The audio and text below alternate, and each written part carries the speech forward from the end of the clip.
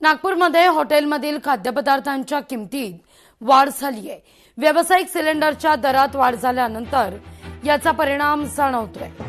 आढावा घेतला आपले प्रतिनिधी ज्ञानेश्वर पवार यांनी। काल कमर्शियल गॅस सिलेंडरच्या दरात झालेली वाढ जी आहे त्यामुळे आता नागपूरमध्ये आहे ते कमर्शियल गॅस सिलेंडरचे दर 3290 वर पोहोचले आणि त्याचा थेट फटका आता सर्वसामान्य नागरिकांच्या जीवनावर जे आहे ते पडतोय।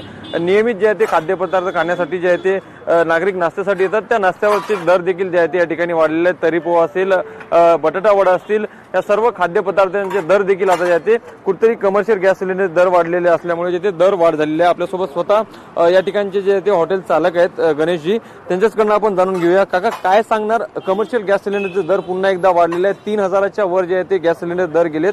काही नाश्त्यामध्ये कशा पद्धतीने दर वाढ केलेली आहे? नाही, 3300 रुपये सिलेंडर आता, आणि बाकी सर्व वाढलंच आहे। चना वाढलाय, पोहा वाढलाय, त्याच्यानं रेट वाढले। किती दर वाढवण्यात आले? आता 10 रुपये रेट वाढले एका प्लेटवर।